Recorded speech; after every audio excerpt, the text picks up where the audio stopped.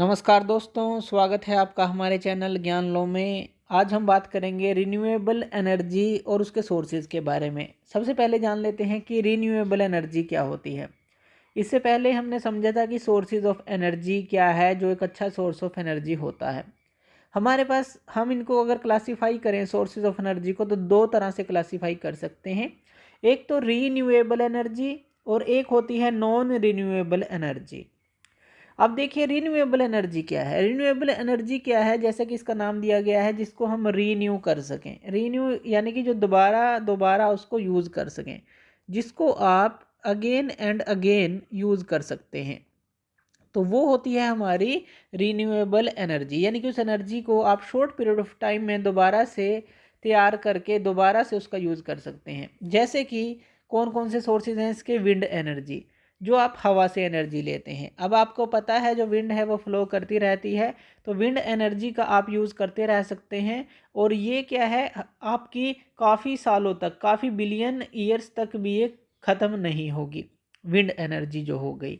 इसी तरह से सोलर एनर्जी की बात करें, जो सन से आपको एनर्जी मिलती है, तो उसका भी आप यूज़ कई सालों तक कर सकते हैं और ये रिन्यूएबल है, डेली आपको मिलती है। डेली जो सूरज आता है और डेली जो है आपको सोलर लाइट देता है। फ्लोइंग वाटर एनर्जी, जो वाटर फ्लो करता है, जैसे कि घरों के अंदर जो इलेक्ट्रिसिटी आती है वो इसी मेथड से ज़्यादातर बनाई जाती है। बांध बनाकर जो है उन वहाँ से पानी टरबाइंस पे गिराया जाता है, फिर इलेक्ट्रिसिटी जनरेट की जाती है, या फिर कोल को जलाकर पावर प्लांट में बिजली बनाई जाती है। अब जब हम कोल का यूज़ करते हैं तो जो कोल, जो फॉसिल फ्यूल हैं हमारे, ये लिमिटेड हैं, तो इसलिए हमें अल्टरनेट खोजना है। तो इसलिए जो फ्लोइंग वाटर के एनर्जी जो है वो यूज़ करके इलेक्ट्रिसिटी का प्रोड्यूस किया जाता है, और ये अनलिमिटेड सोर्स भी है एक तरह से अगर देखा जाए। उसके बाद अगर हम बात करें ocean wave energy. Ocean waves की एनर्जी क्या है, जो हमारा समुद्र होता है और उसके अंदर जो वेव्स बनती हैं, इस तरह से जो वेव्स बनती हैं, उनकी एनर्जी का यूज़ किया जाए, तो ये भी हमारा ये एक तरह से रिन्यूएबल एनर्जी रिसोर्सेज है। क्योंकि समुद्र के अंदर जो है वेव्स बनती रहती हैं अर्थ की रोटेशन के कारण और ग्रेविटेशन के कारण, जो मून जो है ओशियन के पानी के ऊपर लगाता है, तो उन चीज़ों से ये वेव्स बनती रहती हैं, तो ये इसके एनर्जी का यूज़ कर सकते हैं। बायोलॉजिकल वेस्ट एनर्जी, बायोलॉजिकल जो वेस्ट है, जैसे कि आप अगर हम आजकल बात करें, जो बायोगैस का यूज़ किया जाता है, यानी कि जो काऊ डंग है, प्लांट वेस्ट है, उनके लिए जो है एक तरह का मैकेनिज़्म बनाया जाता है। बायोगैस प्लांट बनाया जाता है जहाँ से हम बायोगैस को प्रोड्यूस कर सकते हैं। ये भी जो है एक तरह से जो है आप एक वेस्ट का यूज़ कर रहे हैं, तो ये भी लंबे समय तक चलने वाली एनर्जी है और फॉसिल फ्यूल का एक बहुत अच्छा अल्टरनेट है। Energy from burning would, energy from burning would. अब देखिए, अगर आप जो है, हमें पता है कि सनलाइट का यूज़ करके पेड़ पौधे बड़े होते हैं। आपको जो है बहुत सारे ट्रीज़ जो हैं वो मिल जाते हैं, उनको आप कट करके जो है वुड को आप यूज़ कर सकते हैं फ्यूल की तरह। लेकिन आजकल जो है ज़्यादा ही डिफोरेस्टेशन हो रहा है। डिफोरेस्टेशन का क्या मतलब है कि जो पेड़ों की कटाई है बहुत ज़्यादा हो रही है।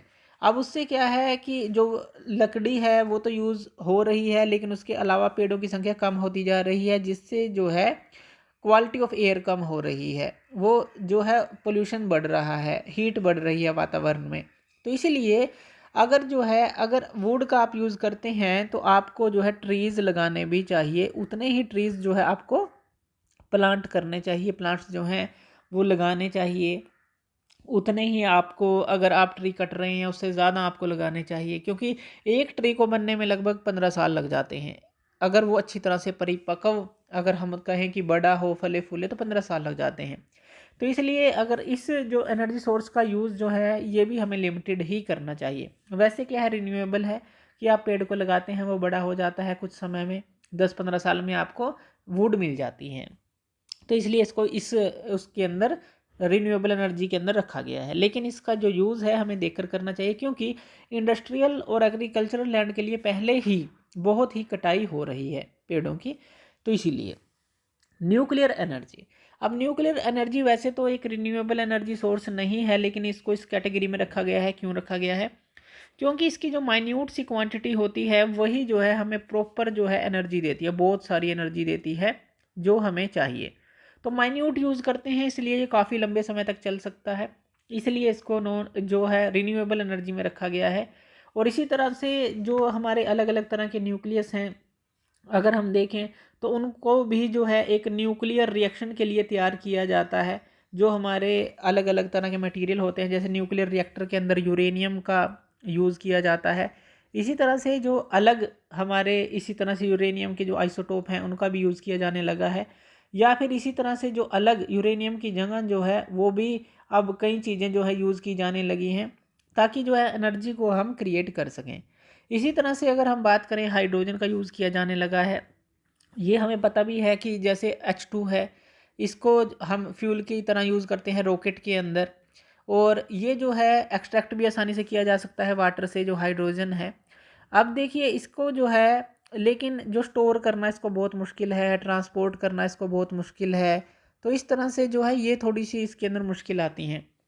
लेकिन अगर हम देखें, कुछ नॉन फिज़ाइल हमारे पास न्यूक्लियस होते हैं जिनको हम फिज़ाइल न्यूक्लियई में कन्वर्ट कर लेते हैं न्यूक्लियर रिएक्शन के द्वारा। तो इसलिए जो न्यूक्लियर एनर्जी है उसको रिन्यूएबल एनर्जी के अंदर रखा गया है। अब जो हाइड्रोजन की जैसे कि हमने बात की, इसका भी हम जो है काफ़ी लंबे समय तक यूज़ कर सकते हैं, क्योंकि हमें पता है जो हमारी अर्थ है कितना उस पर पानी है, बहुत ज़्यादा पानी है, तो उसका भी हम यूज़ कर सकते हैं।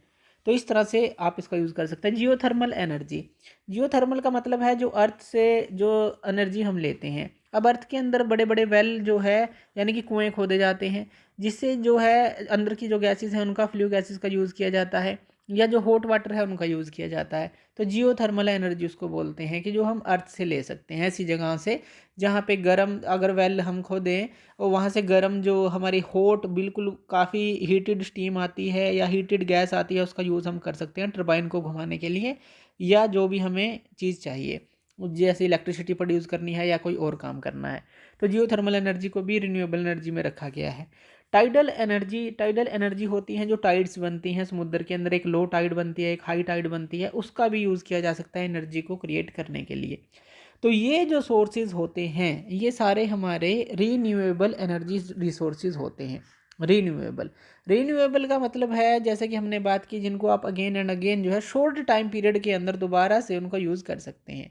तो इन सारों को हम यूज़ कर सकते हैं। अगर इसके अंदर हम wind energy, solar energy, flowing water energy, ocean wave energy, biological energy, ये जो 5 जो मेन है, सोलर एनर्जी यानी कि सन की एनर्जी, हवा की एनर्जी, ओशियन की वेव एनर्जी, बायोलॉजिकल की वेस्ट की एनर्जी, और वाटर की एनर्जी, ये जो हैं हमारे यानी कि लंबे समय तक चलने वाली चीज़ें हैं। जैसे कि न्यूक्लियर एनर्जी के लिए, जैसे कि हमने कहा कि लिमिटेड है लेकिन माइन्यूट हम यूज़ कर लेते हैं। बर्निंग ऑफ वुड को हम ज़्यादा यूज़ नहीं कर सकते क्योंकि ट्री काटने पड़ते हैं उसके लिए।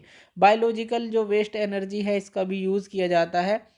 तो इस तरह से जो इसके अंदर जो है कुछ चीज़ें रखी गई हैं, रिन्यूएबल के अंदर कुछ सोर्सेज रखे गए हैं, उनको माना गया है कि हम इनको शॉर्ट टाइम में रिन्यू करके दोबारा यूज़ कर सकते हैं। तो ये हमारे रिन्यूएबल एनर्जी रिसोर्सेज होते हैं। उसके आगे हम पढ़ेंगे नॉन रिन्यूएबल एनर्जी रिसोर्सेज जो हैं वो क्या होते हैं। तो थैंक यू ये वीडियो देखने के लिए, और इसी तरह की वीडियोज़ के लिए आप हमारे चैनल ज्ञान लो पे हमें सब्सक्राइब कर सकते हैं। धन्यवाद।